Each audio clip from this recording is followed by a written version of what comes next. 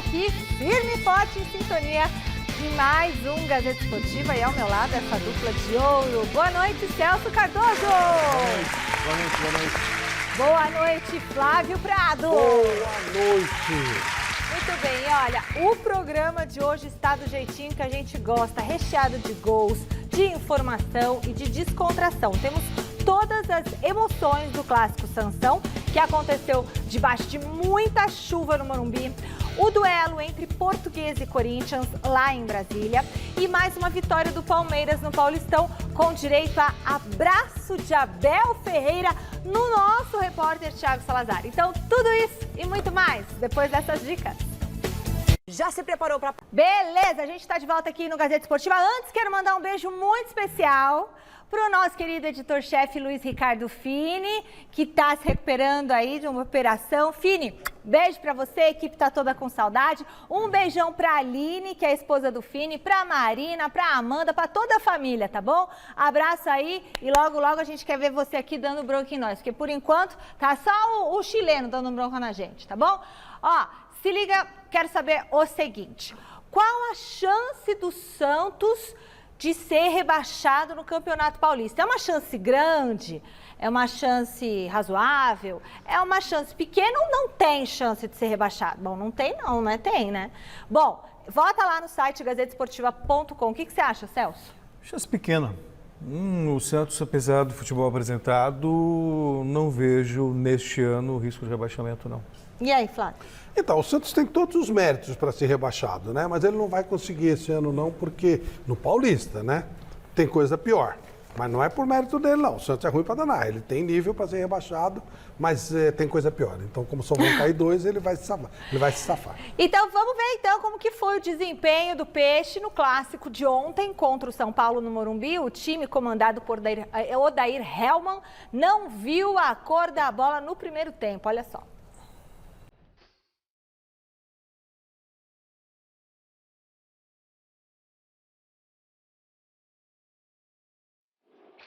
Com 42 mil pessoas no Morumbi, debaixo de muita chuva, o tricolor afogou o Peixe no Sansão. Bem que o Marcos Leonardo tentou fisgar o Rafael no primeiro lance de perigo da partida. Mas foi só um suspiro do Santos, que aos 15 minutinhos viu Caleri pescar o primeiro gol do jogo e dele na temporada. Galopo também estava com fome de bola. Quando Lucas Pires deu uma de João sem braço, a arbitragem deu pênalti, expulsou o defensor. O artilheiro do São Paulo no Campeonato Paulista, Galopo, pediu passagem, se apresentou, bateu e fez. Em seguida, Pablo Maia nem chutou, nem cruzou. O Santos então apelou para o chuveirinho, para o Maicon brigar lá em cima, no alto. Antes do intervalo, Mendonça obrigou o Rafael a se esticar todo. Aos 8 do segundo tempo, João Lucas passou do ponto na dividida com o Caleri e, com a ajuda também do VAR, foi para o chuveiro mais cedo.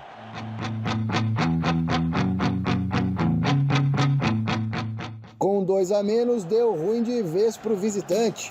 Ó o Galopo, quase marcando outro.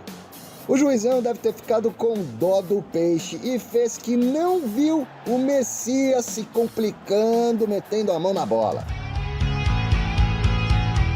No finalzinho, o volante Luan, direto do banco para a rede, soltou o pé.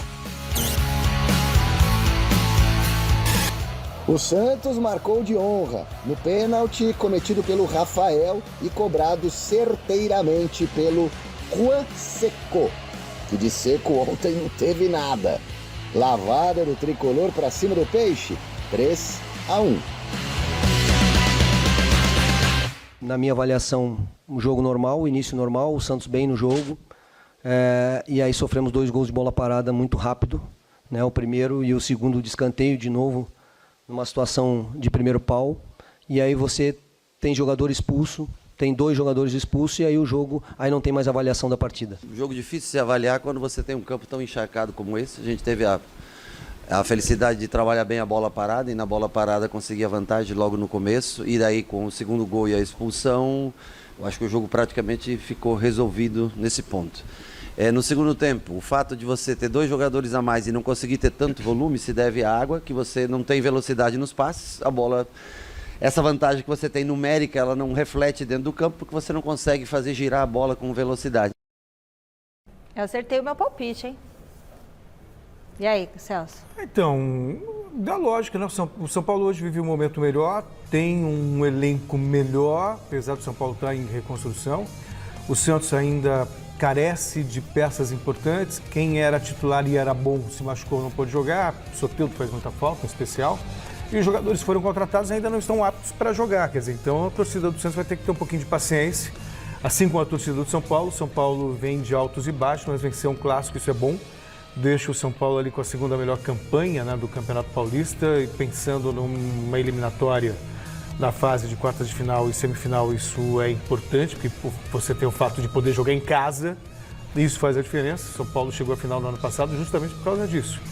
Então, o São Paulo está num caminho promissor, um caminho que alimenta uma expectativa razoável do torcedor. E o Santos, pelas circunstâncias, se classificar vai ser uma obra divina. Mas se mantendo na primeira divisão já é um passo importante. Tudo bem que a gente está falando do Santos, uma camisa pesada, uma camisa importante, mas uma coisa é história e outra coisa é realidade. A realidade tem que ser vista com olhos, sabe, serenos. E a serenidade revela um Santos mais cauteloso e mais limitado nos momentos de hoje.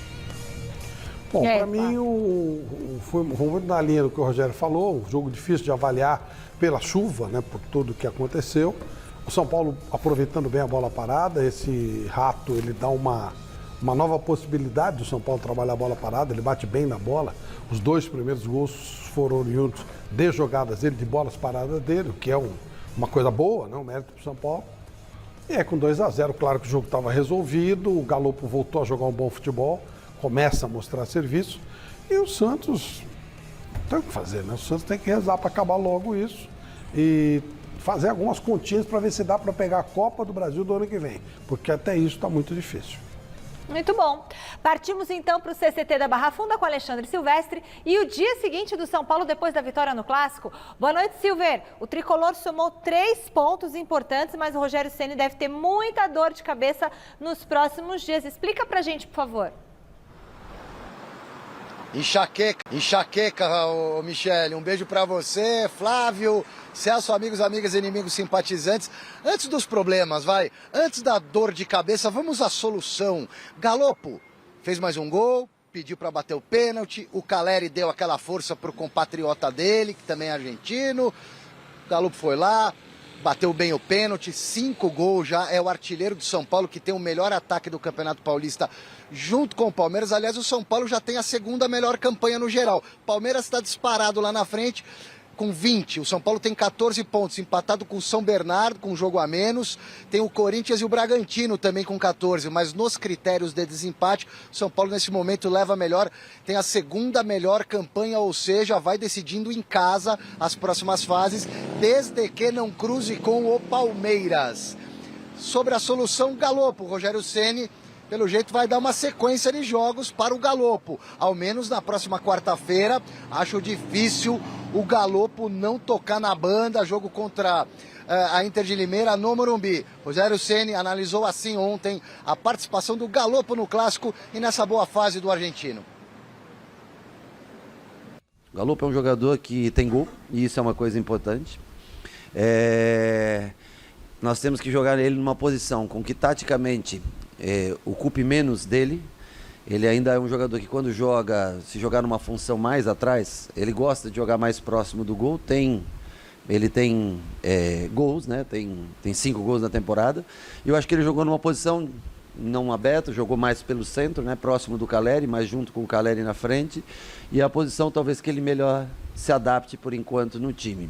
Eu acho que ele pode ter sequência sem problema nenhum, como pode acontecer de um jogo ou outro ficar fora. Hoje o Neves, por exemplo, ficou fora e nós não tínhamos nem os 20 jogadores de linha para colocar no banco, e é uma pena. Ele teve no vestiário e é uma pena você ter um jogador ali, poderia contar com ele e infelizmente não poder colocar com relação ao número de estrangeiros que a gente tem. Então, Eu acho que o Galopo vem fazendo gols. Gol é uma coisa importante no futebol. E ele tem grandes possibilidades de jogar o próximo jogo, por exemplo, e dar sequência no número de jogos dele.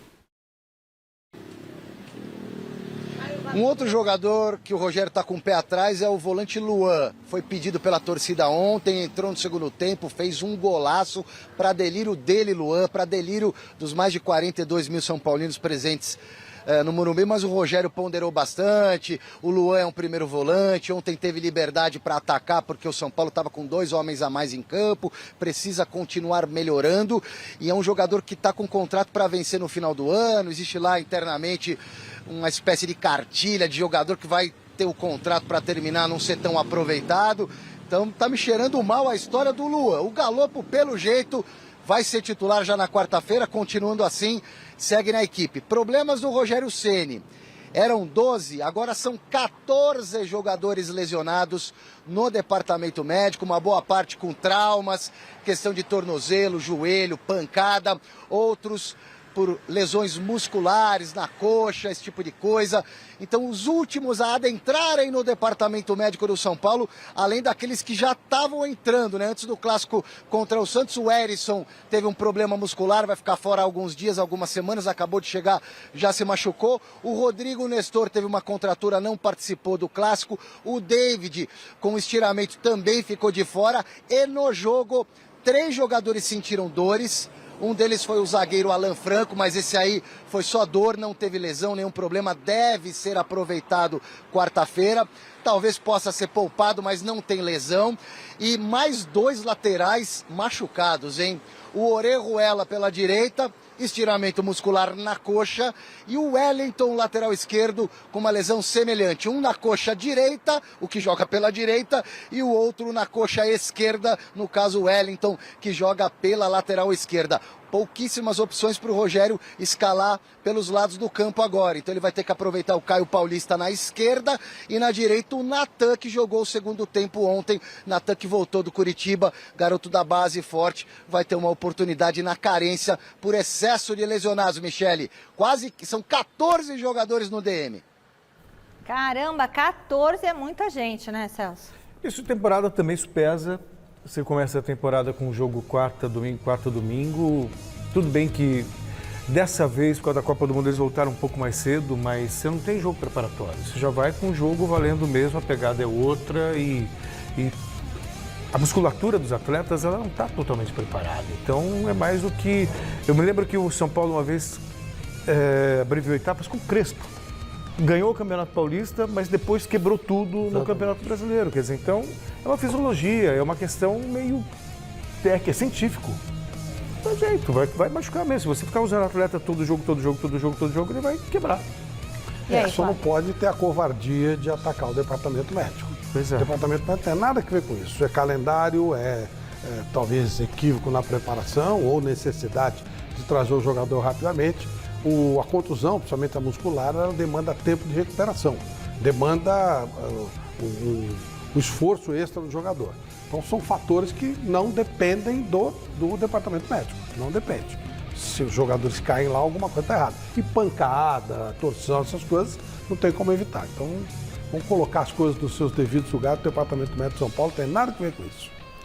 Muito bem, vamos falar agora do lado alvinegro do clássico de ontem. O José Paes está na redação da nossa Central dos Esportes e chega com as informações do Santos. Boa noite, Zé Paes.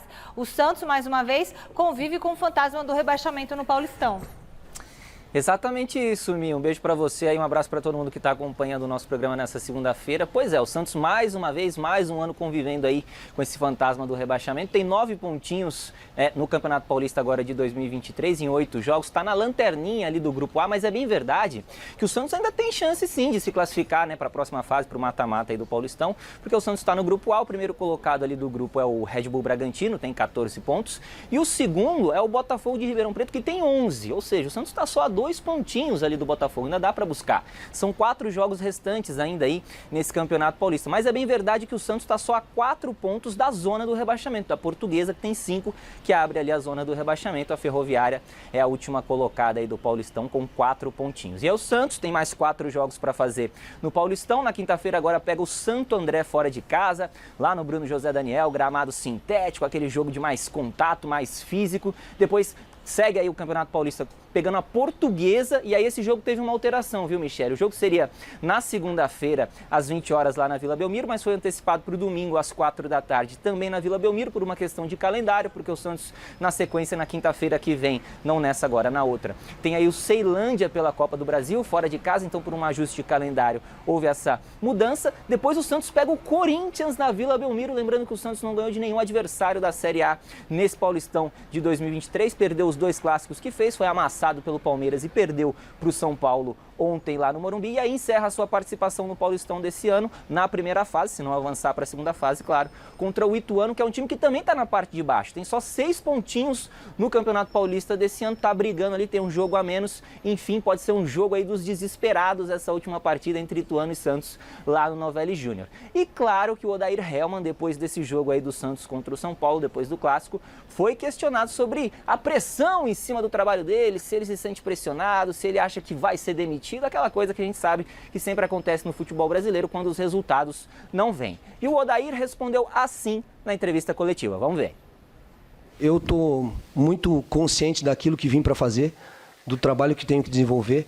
Eu sabia que não ia ser um trabalho fácil, sabia que nós íamos ter dificuldade de reconstrução, e sempre que um grande clube como o Santos tem que passar por um processo de construção e reconstrução da parte técnica principalmente, vai ter oscilações.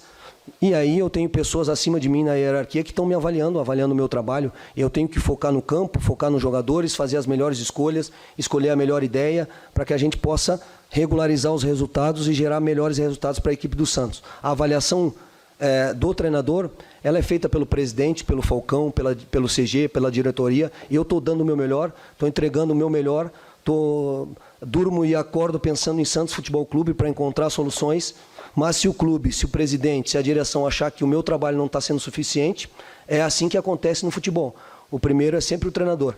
O treinador é que responde por todas as situações, e eu estou aqui para enfrentar qualquer situação.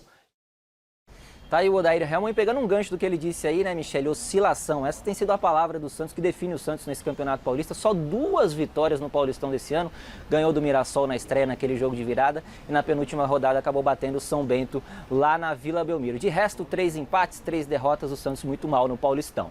Devolvo para vocês aí nos nossos estúdios, viu, Michele? Beijão. Valeu, José Paz. Muito obrigada.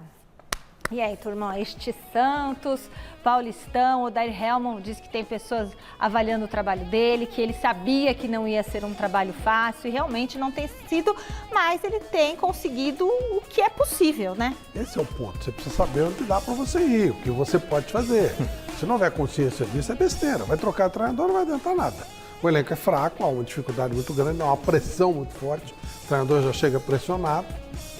E não é toda hora que aparece um moleque brilhante, genial lá.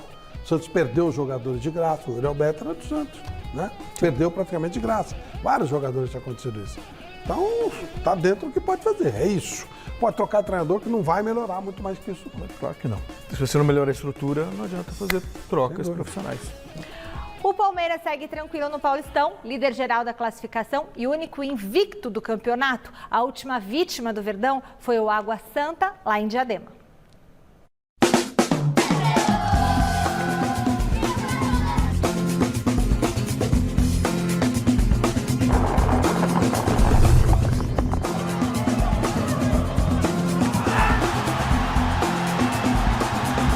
Aqui em Diadema, o Palmeiras começou a partida contra o Água Santa com Marcos Rocha, Gabriel Menino, Murilo, Zé Rafael e Hendrick no banco de reservas. Os jovens Fabinho e Giovani ganharam oportunidade entre os titulares, mas o time teve problemas no primeiro tempo.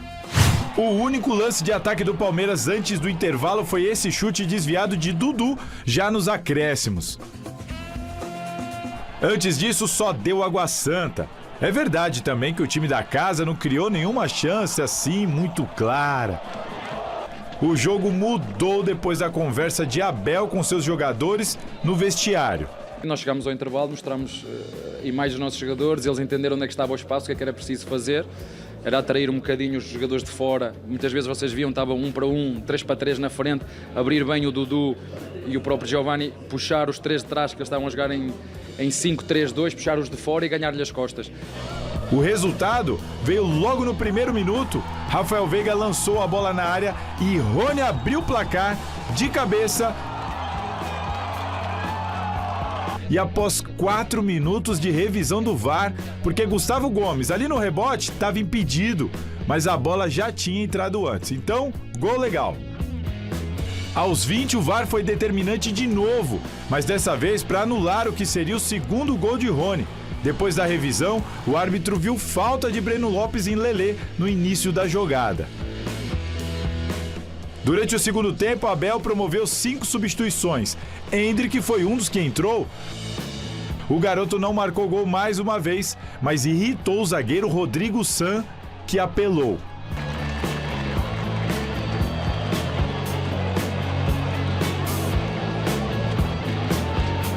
Após muita confusão, o árbitro distribuiu cartões amarelos e o técnico do Água Santa, Thiago Carpini, acabou expulso. E o Endrick, no meio disso tudo, com apenas 16 anos, hein, Abel?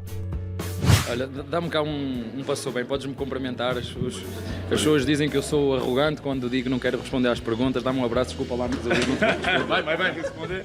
Não vou. As pessoas aqui ficam ofendidas com coisas, deixa-me triste perceber que não é com isto que nós temos de ficar ofendidos, porque eu não respondo a uma pergunta. Eu tenho esse direito de responder uma pergunta. Eu tenho direito à minha opinião, como tu tens direito à tua. Não são factos, são opiniões. Eu peço, se me perdoas, eu não vou responder essa pergunta, está bem? Tá tudo tranquilo, Abel. Se prefere não responder com educação, a gente respeita, claro, e segue o jogo. Aliás, no campo, o Everton defendeu a última chance de gol da partida e garantiu o 1-0 no placar. Agora são 6 vitórias seguidas do Palmeiras, que continua invicto e na liderança do Paulistão. E é nesse ritmo que a equipe de Abel Ferreira chegará para o derby de quinta-feira contra o Corinthians na Neoquímica Arena. Se nós não tivermos esta atitude que estamos a ter agora, não vamos ganhar mais nada. Se mantivermos esta atitude, vai nos aproximar de ganhar. Eu entendo que é um bom hábito, que nós gostamos de ganhar, mas nós não vamos ganhar sempre. Na altura que assinei com a Presidente, eu perguntei-lhe quais eram as exigências, ela disse pelo menos um título por ano. Pelo menos um título por ano. É isto que o Palmeiras tem que me exigir a mim.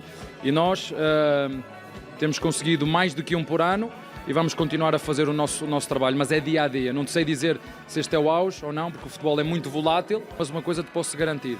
Se não tivermos esta atitude que estamos a ter agora, vamos perder muito mais vezes. Se tivermos esta atitude, vamos estar sempre muito mais próximos de ganhar, porque certeza de ganhar eu não tenho, nem ninguém tem aqui que trabalha comigo. Muito bem, então primeiro nós vamos aqui direto com o Alexandre Silvestre, né? Que está lá do lado verde da Barra Funda, vai trazer as informações do Palmeiras. O Verdão só pensa naquilo, né? No derby. Daqui a pouquinho a gente fala do Abel Ferreira e os comentaristas aqui do jogo. Diga, Silver. Eu só penso nesse abraço que o Abel deu no Salazar, viu? Eu tô com um pouco de ciúmes, Michele. Ó, o Palmeiras está numa semana de derby, minha gente, falando sério. Quinta-feira tem o Corinthians pela frente. O Abel já iniciou as atividades e a preparação para esse clássico aqui na academia, num treinamento hoje pela manhã. O Salazar mostrou bem na reportagem dele aí do jogo contra o Água Santa, Palmeiras poupando alguns titulares. Relembrando aqui o Murilo, o Marcos Rocha, o Zé Rafael, o Gabriel Menino e o Endrick. Alguns entraram aí no decorrer da partida de domingo. Mais uma vitória do Palmeiras, está invicto no campeonato, melhor campanha disparada desse jeito. O Verdão bate primeiro na fase de grupos e leva a vantagem de jogar em casa a fase de mata e depois o mata-mata, digamos assim, que é a final em 2 jogos, né? O Palmeiras, desse jeito, vai decidir sempre no Allianz Parque. Inclusive uma final de Campeonato Paulista com jogos de ida e volta, o segundo sendo também na casa do Verdão. E aproveitando a oportunidade para falar também desse Palmeiras que não perde para o Corinthians, minha gente, há muito tempo, tem um tabu em jogo. Ano passado, para vocês terem uma ideia, foram 3 derbys. Um na Arena de Barueri, um no Allianz Parque e o outro na Casa do Corinthians. E nos 3 deu Palmeiras. O Abel Ferreira pode escalar o time ideal que ele quiser, não tem ninguém machucado, ninguém suspenso, ele poupou alguns titulares, como eu disse, então a galera vai ter toda essa semana até quinta-feira para entrar na linha, para o Abel escolher os 11 titulares. O único desfalque é o goleiro reserva, o Marcelo Lomba, que fraturou o dedo e segue em recuperação, minha querida. Valeu, Alexandre Silvestre. Bom, então é o seguinte, o jogo, vocês vão comentar do jogo? Foi ruim o jogo, né? Foi ruim, nem merece muita... Nem vamos dar muito destaque. O Palmeiras foi melhor, mereceu o resultado, mas tudo certo. Nada de empolgante. E o que gerou muita repercussão, inclusive repercussão internacional, foi o abraço que o Abel Ferreira deu no nosso Thiago Salazar. Que história é essa, Salazar? O que aconteceu? Você fez uma pergunta para o Abel. Explica para a nossa audiência o que aconteceu, porque você virou notícia internacional. Então, você fez uma pergunta sobre o Endrick. Ele não gostou, é isso? Você achou que ele foi irônico quando ele quis te dar o abraço? Ou você acha que ele quis ser simpático? Conta pra gente. Boa noite, Celso, Flávio, todo mundo que está assistindo a gente. Eu acho que o Abel ali, ele aproveitou o momento, né? Acabou aproveitando ali a deixa que eu dei, para, em tese, limpar um pouco da imagem dele, porque ele tinha feito na coletiva anterior, ele tinha se recusado a responder uma pergunta sobre o Endrick, que foi muito criticado por isso. Teve gente que não viu problema, teve gente que criticou. Ele já sofria algumas críticas sobre isso anteriormente. Eu acho que ali ele aproveitou para ratificar de que não quer falar sobre o Endrick. E aproveitou ali para tentar fazer isso de uma maneira bacana e passar essa ideia. Tá no telão, um abraço aí. Para ele não há problema do repórter perguntar e tudo mais. No meu entendimento, ele quis aproveitar a situação para dizer que, olha, não quero falar sobre isso, mas está tudo bem aqui, não tenho nenhum problema com a imprensa, não sou arrogante por isso. Acho que ele aproveitou a situação para, entre aspas, limpar uma sujeirinha de imagem que ficou das últimas coletivas. Será que ele está fazendo isso já pensando na seleção brasileira? Porque a gente até falou aqui no Gazeta Esportiva, imagina um técnico que não se dá bem com a imprensa, no Palmeiras, né? Como que vai para a seleção? O Dunga brigava até com ele mesmo. O Dunga olhava no espelho e ficava... É verdade, tivemos alguns. O Tele era de convívio difícil, às vezes era legal. Eu não sei, eu continuo com a mesma opinião, né? Para mim, Abel Ferreira na seleção brasileira é uma coisa de doido, uma coisa completa. Ficaria muito chocado. Mas e o que você perguntou sobre o Endrick que deixou o Abel desconfortável? Bom, a situação é a seguinte, o Abel não quer falar sobre o Endrick. Por que não quer falar sobre ele? Olha, Michele, eu entendo. É para preservar o menino. É para preservar. Mas ele está jogando, ele está sendo escalado. Mas assim, o que eu acredito, tá? É tanta gente elogiando, eu acho que o Abel está naquele papel de segurar o menino com o pé no chão. Eu não vou ficar aqui botando ele lá em cima, tudo mais. E toda hora pergunta sobre o Endrick, o que eu entendo que é natural. Aliás, ele tem 16 anos de idade, é titular do Palmeiras, vendido para o Real Madrid, normal que seja tema de diversas entrevistas. Mas também concordo que não tem muito mais o que ficar falando do Endrick. Tem que deixar Mas você fez uma pergunta pertinente.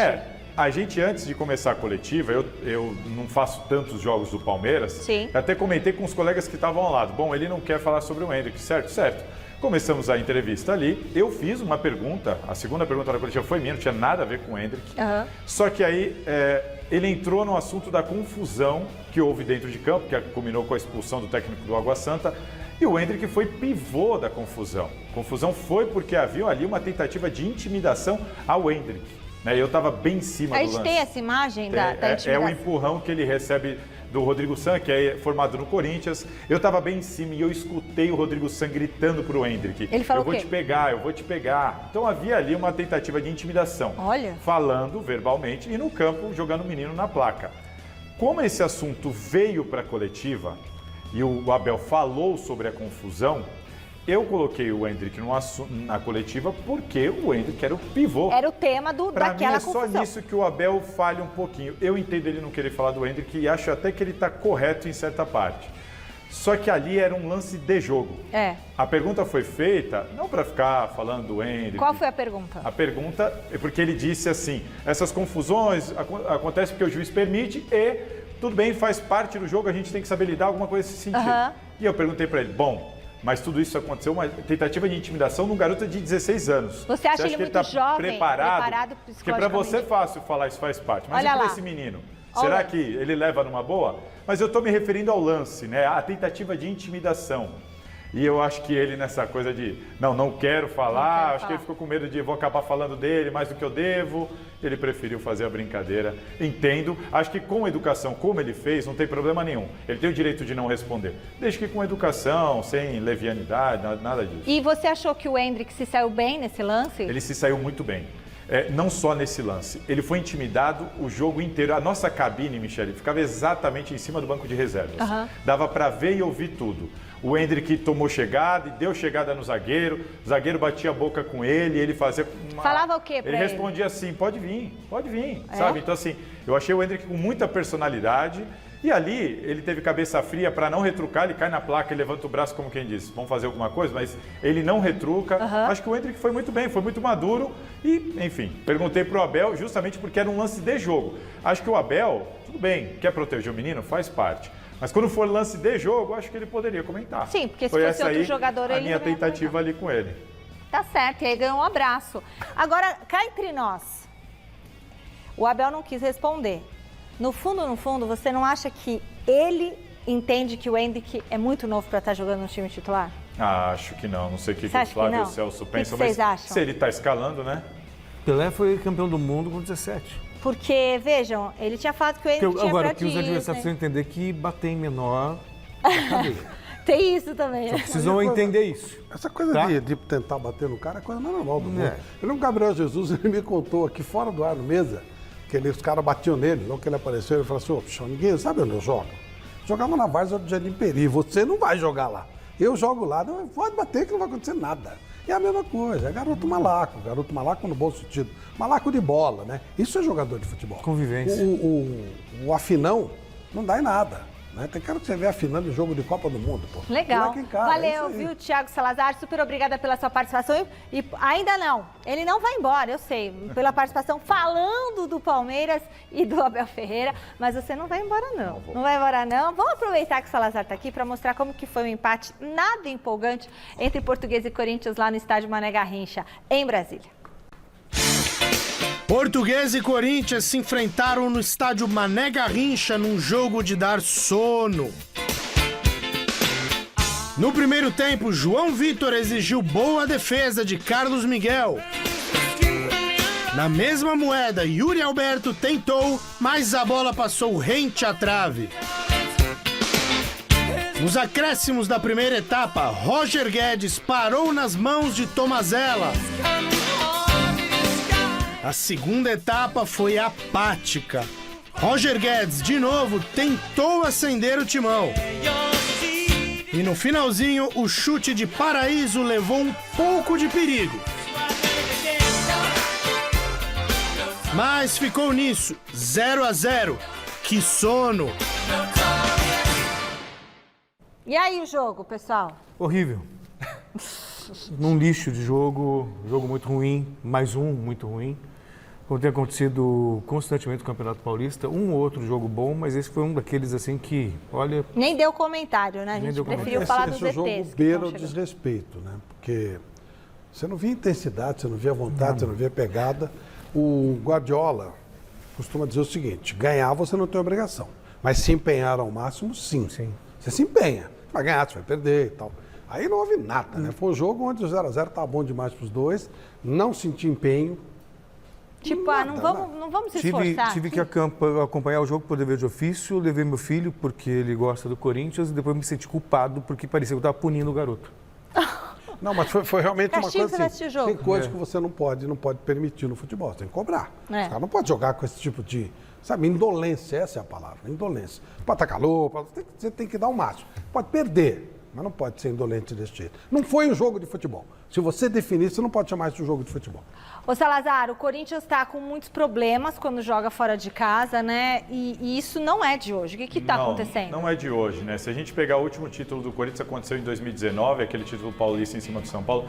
Dá uma olhada nas telas que a gente preparou. O aproveitamento do Corinthians fora de casa nesse ano. Por exemplo, vamos colocar ali, 5 jogos só. O Corinthians tem 1 vitória, 2 derrotas, 2 empates, o aproveitamento ali de 33,3%. Fora de casa, isso aí. Sempre fora de casa. Em 2022, fora de casa, 36 jogos, 9 vitórias, 13 derrotas, 14 empates, ou seja, não chegamos nem a 40% de aproveitamento. No ano anterior, em 2021, 35 jogos, também como visitante. 11 vitórias, 13 derrotas e 11 empates, pouquinho a mais ali do que 41% de aproveitamento. Faltou um S.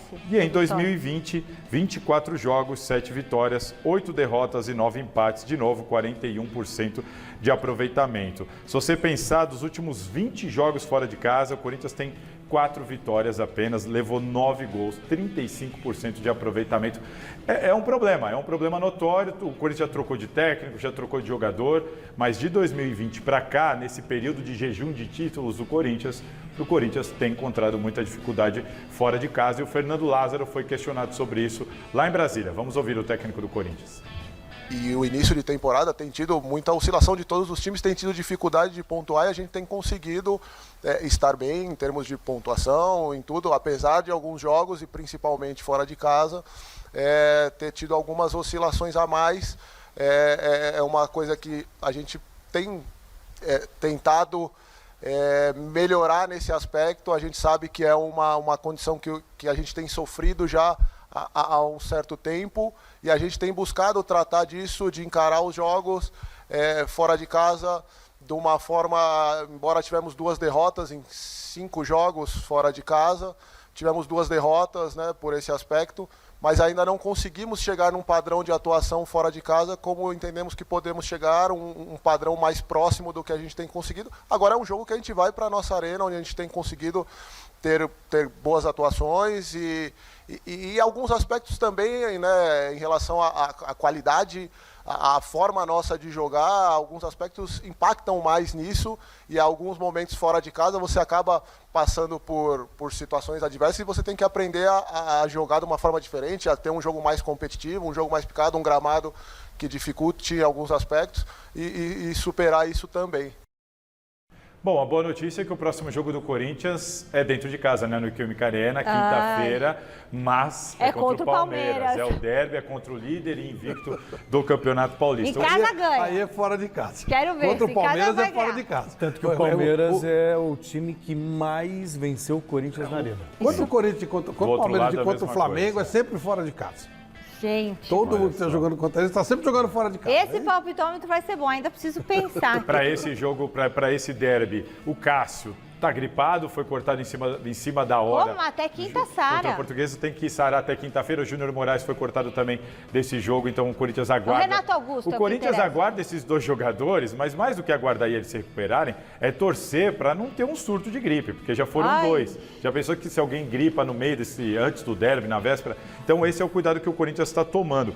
E falando sobre os meninos da base do Corinthians, que vieram agora do Sul-Americano Sub-20, eles chegam amanhã aqui em São Paulo. O Giovani, de 19 anos, o Biro, de 18 e o Pedrinho, de 17. 2 atacantes e um meia tiveram destaque lá no Sul-Americano Sub-20, onde o Brasil ficou com o título. Há uma expectativa para eles serem integrados ao elenco profissional, mas para o derby, dificilmente. Porque como eles chegam terça, provavelmente só vão treinar na quarta, o derby já é na quinta, a tendência é que eles sejam aproveitados só mais para frente. Por enquanto, o Lázaro vai com o que tem e a gente vai ter que aguardar se o Cássio vai se recuperar ou não.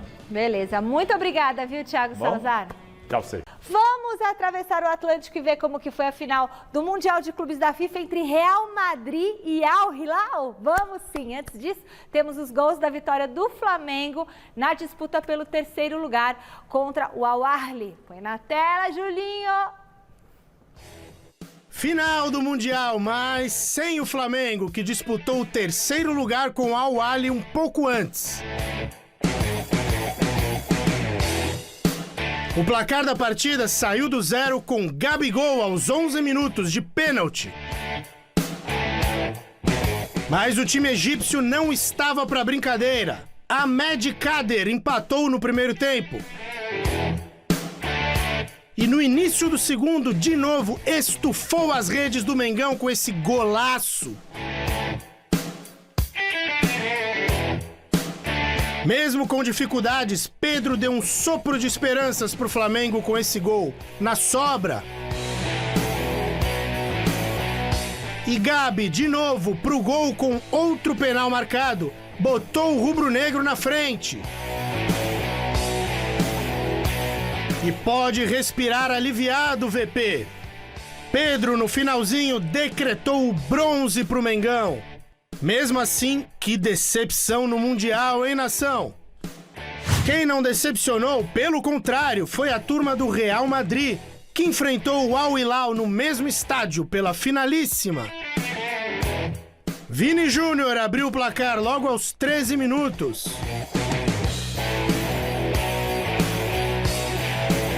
Valverde, com categoria, ampliou para os merengues.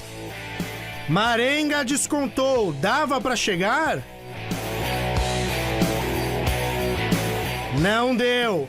Benzema, com assistência de Vini Júnior, e Valverde, em seguida, ampliaram para o Real 4-1. O Al Hilal até tentou correr atrás com Vieto, mas Vini Júnior estava embaçado. Olha essa jogadaça, chapadinha, indefensável. Vieto, nos últimos esforços, deixou o terceiro do Al Hilal, mas não dava mais. Final, 5-3 para os espanhóis. 8º título mundial do Real Madrid. E esse jogo? Aí você vê, né, um jogo desse, depois você vê os jogos do Campeonato Paulista, você fica pensando, como é que pode? Parece outro esporte, não é ranzizice, não é a realidade. Eu vou ficar falando que uma coisa é boa, se não é boa.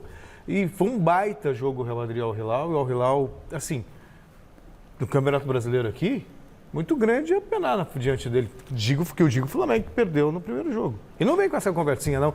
Estava com um homem a menos no segundo tempo inteiro. A gente vê um time com um homem a menos com o tempo inteiro que vai lá e vence. Então, o Hilal, 4º colocado do Campeonato Árabe. É isso aí. Deitou no Flamengo. E ontem jogou, claro que não jogou de igual para igual com o Real Madrid no sábado. Lógico que não. Mas Real jogou. Madrid, mas cada vez mais é perda de tempo para os europeus fazer esse tipo de jogo. Isso aí. Só que ele atacou, ele se divertiu, ele fez história. Fez 3 gols no Flamengo. Um time árabe fez 3 gols no Flamengo. O time brasileiro joga com medo. Lembra o Flamengo contra o Liverpool, Sim. todo encolhidinho. O Palmeiras com o Chelsea foi uma vergonha, morrendo de medo e tal. Os caras se divertiram, foram pro jogo. Perder vai perder mesmo, a diferença é muito grande. Mas tem que jogar, tem que se divertir. Futebol é para fazer gol, não para ficar com medo de perder. É isso que precisa acabar aqui no Brasil. Os caras têm medo de perder, aí não ganha. Tem que tentar ganhar. O futebol é para ganhar e não para evitar a derrota. Parabéns para o Al Hilal. Parabéns mesmo, porque enfrentou ali, Claro, como perdeu, tinha que ser. E aí? Perdeu, os outros mas perdem fez também, gols. mas perde sem jogar, né? Bom, a situação não anda nada boa para o Neymar, viu? O Paris Saint-Germain vem de 2 tropeços que abalaram a relação entre torcida, jogadores e dirigentes.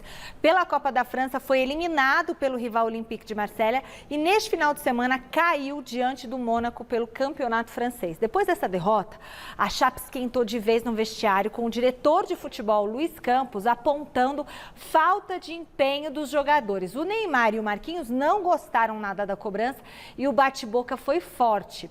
Hoje, em coletiva de imprensa, o Camisa 10 tratou de colocar panos quentes na situação. Abre aspas aí para o Neymar. Sim, aconteceu, nós discordamos, acontece. Futebol não é só amor, não, e só amizade. Existe muito respeito entre todos nós, às vezes não concordamos, mas sempre conversamos para melhorar. O Paris Saint-Germain está acostumado a vencer todas as partidas. Quando perdemos, gera frustração e falar sobre isso entre nós faz parte do processo de crescer e melhorar o que está errado. Devemos continuar lutando juntos pelo mesmo objetivo.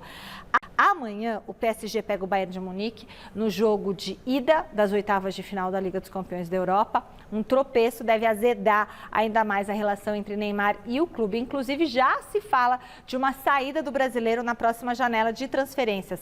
O que vocês acham, hein? Acho que o ciclo do Neymar no PSG está chegando ao fim. Os ciclos são assim, se encerram. Então, acho que não vai durar muito tempo por lá, não. Não dá para saber, né? Porque é tudo muito fechado, é tudo muito...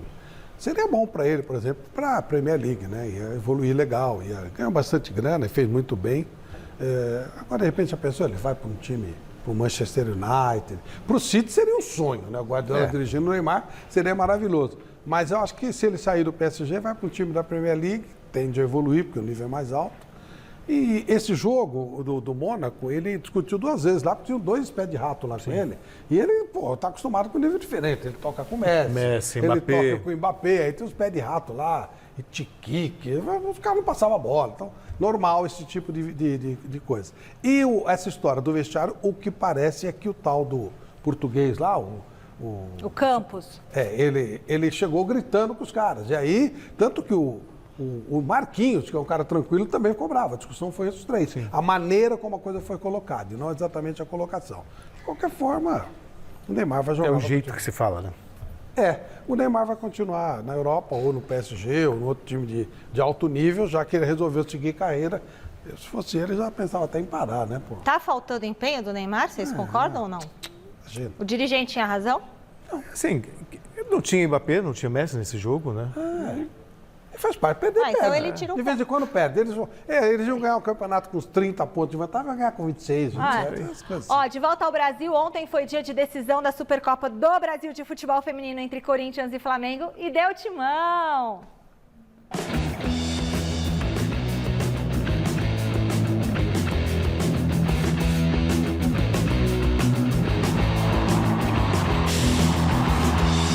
Mais de 25 mil pessoas foram à Neoquímica Arena nesse domingo para acompanhar a grande final da Supercopa Feminina entre Corinthians e Flamengo. E com menos de 1 minutinho de bola rolando em Itaquera, as brabas corintianas já fizeram valer a força de jogar em casa. A capitã Tamires, cracaça histórica da lateral esquerda do Corinthians e da nossa seleção, foi escalada como ponta para o jogo de ontem. E logo aos 46 segundos de partida, ela mostrou o porquê dessa alteração tática promovida pelo técnico Arthur Elias, com o gol mais rápido da história da Supercopa. 1-0 Corinthians. Gostou de jogar de atacante? Gostei. Mas fazer gol, né? Dono do melhor ataque do torneio até então com 13 gols, o Flamengo quase teve a chance de empatar o jogo nesse toque de primeira da Crivellari. Só que quem balançou a rede de novo na Neoquímica Arena foi o Timão. A goleira Bárbara derrubou a Vicky Albuquerque dentro da área, pênalti para o Corinthians. Depois da arbitragem ter anulado a primeira cobrança por causa de uma invasão da Gabi Portillo no rebote da Bárbara, a Milene chamou a responsa mais uma vez e confirmou o gol, agora sem rebote, 2-0. O terceiro das brabas veio ainda no primeiro tempo. A Vicky Albuquerque achou a Milene livre no meio da zaga rubro-negra para fazer o segundo dela no jogo, 3-0 Corinthians. O show corintiano continuou também depois do intervalo. A Tamires recebeu um ótimo passe da Gabi Portillo e transformou a final em goleada, 4-0. O Flamengo até diminuiu o placar nessa cabeçada da Daiane, mas nada que impedisse o 14º título do Timão no feminino em 6 anos. 4-1 Corinthians. Pra gente é super importante, né? A gente ter um campeonato desse, começar uma pré-temporada já jogando, nos dando ritmo de jogo. E cada pessoa nessa equipe, aqui no clube que trabalha por nós e por essa camisa, tá de parabéns. O título aqui na Neoquímica Arena foi o segundo do Corinthians em 2 edições de Supercopa Feminina. Com a conquista, o Timão levou para casa R$500 mil, a primeira premiação financeira da história do torneio. Já o Flamengo, o vice-campeão, ficou com R$300 mil. Muito feliz que esse ano teve a premiação, né? E a gente espera crescer cada vez mais. A gente sabe que a modalidade está evoluindo no nosso país. Então a gente está muito feliz com esse retorno e a gente vai trabalhar, né, nos nossos clubes para que o reconhecimento ele possa chegar cada vez mais. A gente só é lembrado conquistando títulos, que o Corinthians já conquistou, às vezes muitos esquecem e começam a cobrar da gente. Então a gente tem que chegar em final sim, a gente tem que conquistar título com a camisa do Corinthians e essa é a nossa motivação, né? Você tá num grande clube e com uma torcida única. Que torcida, que lindo, que Corinthians! E aí, Celso? É verdade, um belo trabalho que é feito no clube com as meninas. Casa cheia, o que eu acho isso muito bacana. Maravilhoso. Que bom que pela primeira vez tem também a premiação em dinheiro, ainda é muito discrepante o que se paga para os homens e o que se paga para as mulheres, do ponto de vista de premiação. Mas é um caminho, o futebol feminino vai se mostrando autossustentável, né? Tem apoio, tem público. Tem gol. Tem gols, Um monte. tem arte. Se o torcedor corintiano tem visto o time capengando entre os homens, no feminino é só orgulho. 14 títulos em 6 anos, convenhamos, ganhou do Flamengo. Né? Ganhou do Flamengo. 4-1 no Flamengo. O Flamengo é o segundo time que mais vezes venceu o Corinthians na Arena Itaquera, mas dentre as meninas não tem conversa, não. As Vai bravas. Corinthians e tá tudo certo. O Corinthians ele tem um trabalho já concretizado, o Flamengo foi até uma surpresa chegar nessa final. É um novo público, eu acho isso interessante. Não é a mesma coisa, é um novo público. É isso aí. Outro dia a menina do Palmeiras reclamou, pô, tem gente que não gosta do futebol feminino, não gosta de mulher, não é bem isso. O problema é a intensidade de jogo, é o costume, tem uma série de situações.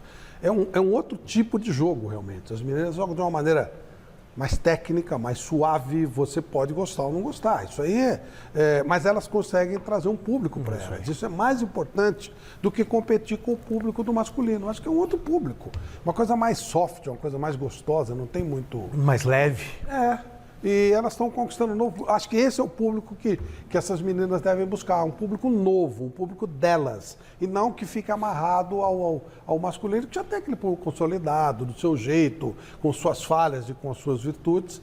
E elas estão buscando um novo espaço. Sim. Então, 26 mil e tal. E esse espaço que está sendo dado e que as mulheres foram conquistando ao longo dos anos é muito legal, porque aqui no Gazeta Esportiva, há 10, 15 anos, há 5 anos, a gente não falava de futebol Gente, feminino. eu te dar um exemplo muito fácil. Eu coloquei meu filho numa escola de futebol e tinha uma menina jogando com os meninos, e jogando muito bem, com a faixinha e tal, sabe? Que era uma coisa inimaginável na minha infância. É verdade. Enquete. Qual a chance do Santos ser rebaixado no Campeonato Paulista? A maioria respondeu que grande, 34% dos votos. Pessoal, por hoje é só. Nós voltamos amanhã na terça. Beijo, Flávio. Beijo, Celso. Fique agora com o Jornal da Gazeta. Tchau.